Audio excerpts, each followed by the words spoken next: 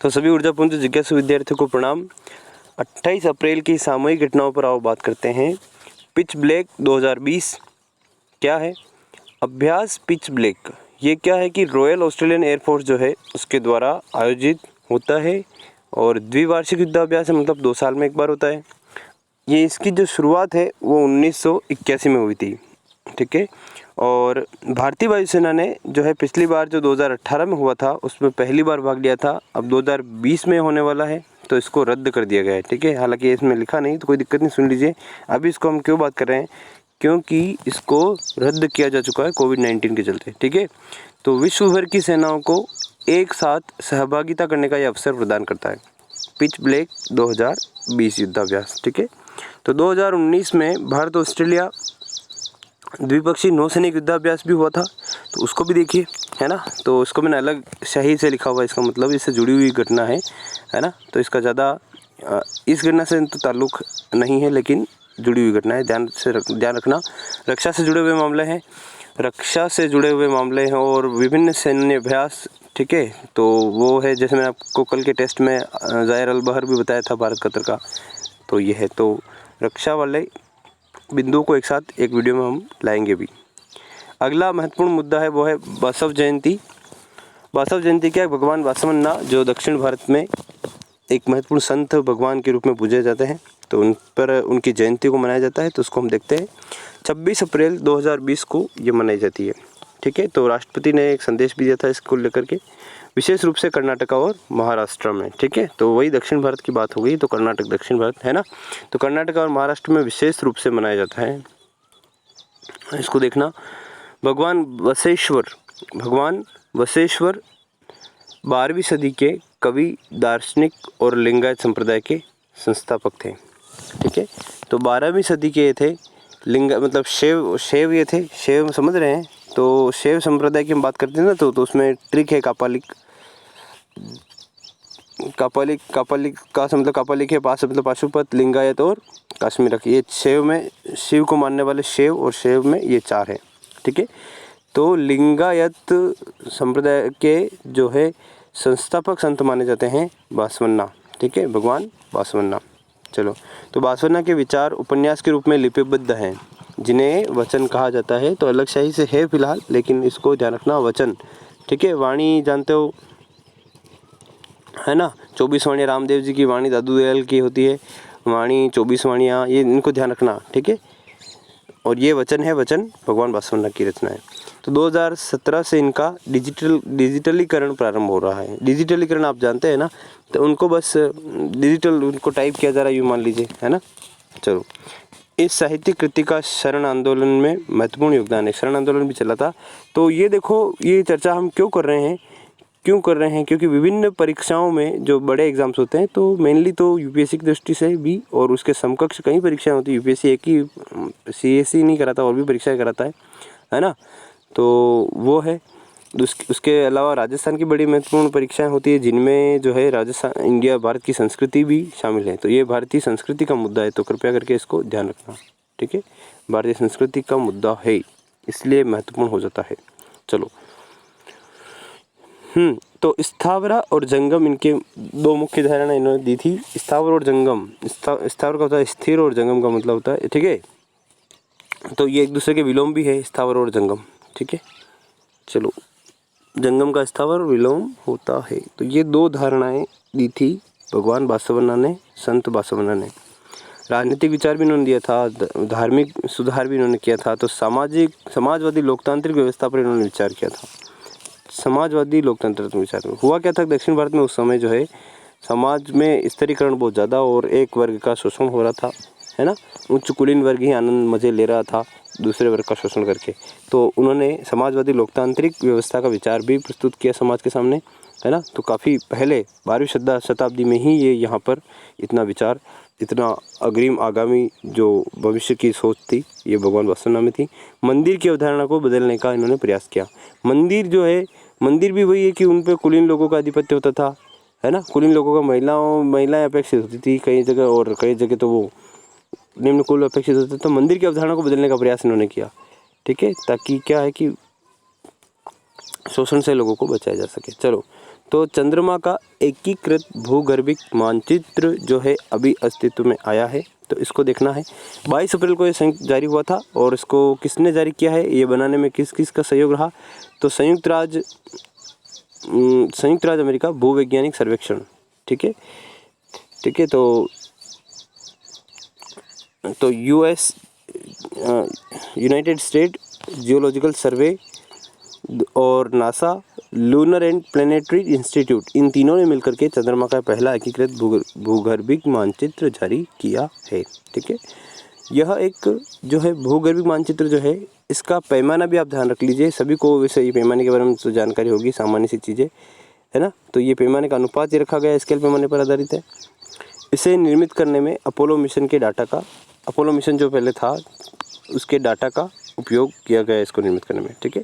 चंद्रमा पर भेजे जाने वाले, इसकी क्या उपयोगिता है कि चंद्रमा पर भविष्य में जो भेजे जाएंगे मानव मिशन, उनका खाका निर्मित करने में सहूलियत होगी, ठीक है। तो ये चीज़ हमें ध्यान रखनी है। चंद्रमा पर जो मिशन थे, अभी भारत ने भी चंद्रयान 2 भेजा था, तो संभवतः आपको सभी को ज्ञात होगा, जिन जिन लोगों को जितनी जानकारी पता है चंद्रयान मिशन 2 के बारे में, तो सलीके से लिखने का एक प्रयास आप करिए। चंद्रयान मिशन 2, ठीक है। चंद्रयान मिशन 2 पर हम लोगों ने डिटेल चर्चाएं की थी जब हम क्लास में इंटरेक्ट होते थे, ठीक है। तो जितना आपको पता है उतना लिखने का प्रयास कीजिए।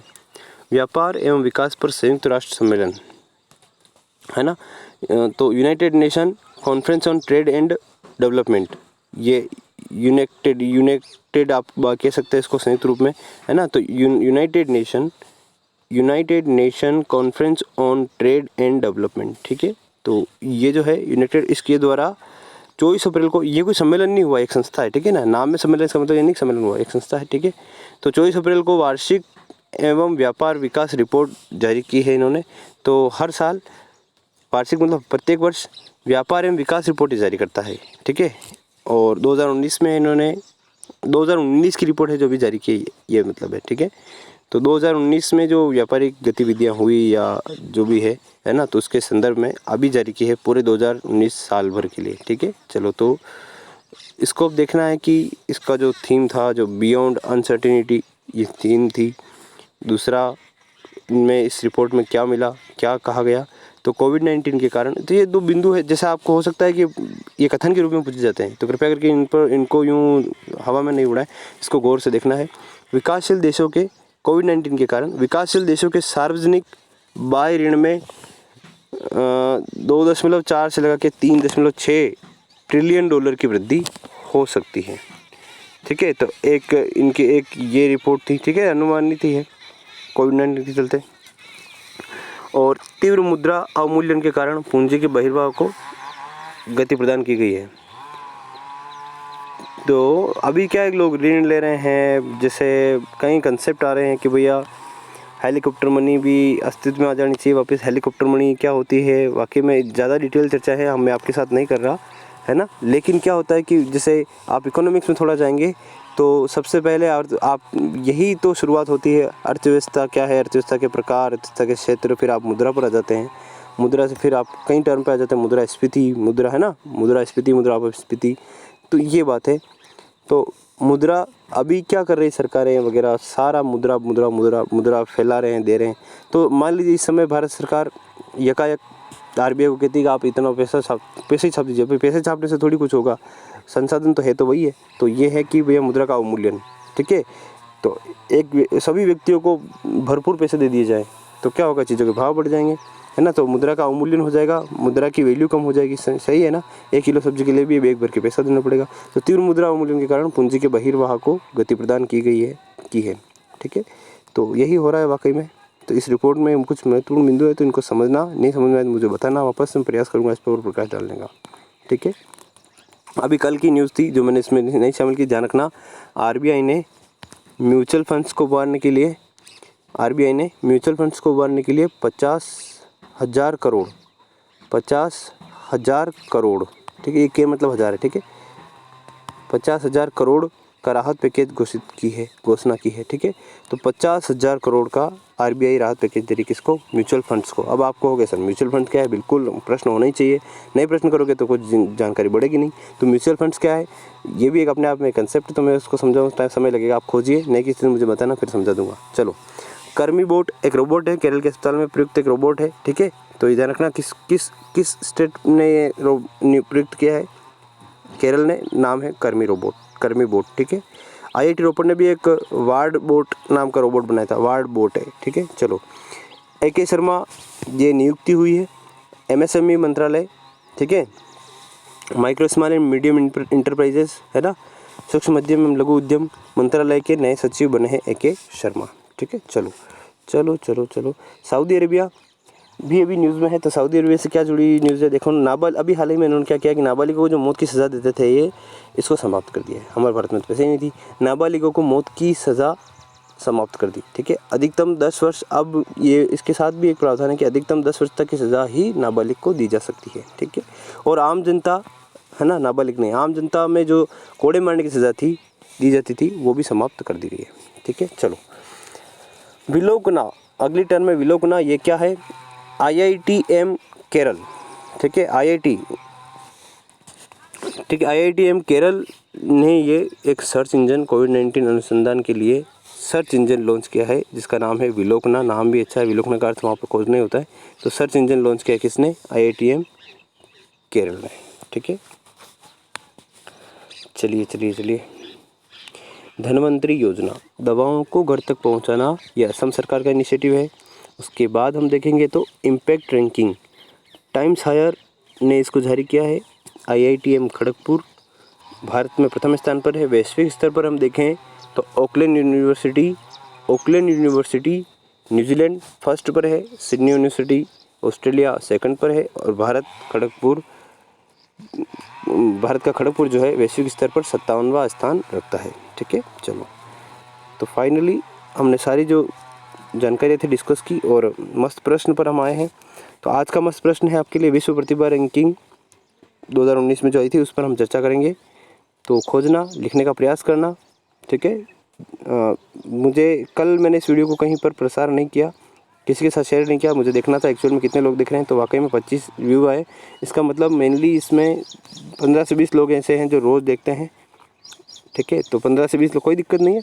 तो यहाँ पर कोई अपना कमर्शियल उद्देश्य नहीं है इसको वीडियो को बनाने का, केवल आप तक जो वाकई में पढ़ते हैं उनके द्वारा उन तक पहुँचाना ही है। तो आप लोग जो 20 जने हैं, तो कम से कम 20 तो कमेंट आने चाहिए। कमेंट कम से मुझे कोई फ़ायदा नहीं, ना आपको फ़ायदा, आपको बहुत ज़्यादा फ़ायदा है। आप खोजेंगे इसको, समझेंगे, लिखेंगे। ठीक है, तो कल मैं इसको फिर बताऊँगा, तो आपका दोहरा रिविज़न हो जाएगा इससे। ठीक है, एक बार तो आप देखेंगे, फिर लिखेंगे, और फिर मैं बताऊँगा। तो एक बार तो आप इसका परिचय होगा, 2 बार रिविज़न हो जाएगा। तो इसको आप खोज करके लिखिए। ठीक है, चलो, तो कल का प्रश्न था, विश्व की प्रथम CNG पोर्ट टर्मिनल भावनगर। ठीक है, तो उस पर चर्चा हमें करनी क्या थी ये। तो गुजरात ने 19,000 करोड़ के प्रस्तावित निवेश के द्वारा भावनगर में एक कंप्रेस्ड नेचुरल गैस CNG, ठीक है, CNG संपीड़ित प्राकृतिक गैस होती है ना, कंप्रेस्ड नेचुरल गैस, तो CNG पोर्ट टर्मिनल की स्थापना को मंजूरी दी है। तो हाल ही में इस पर काम चल रहा है, मतलब बन नहीं गया, तो मंजूरी दी है, काम चल गया है। ठीक है, तो विश्व का पहला CNG पोर्ट टर्मिनल होगा। ठीक है, विश्व का पहला है ये।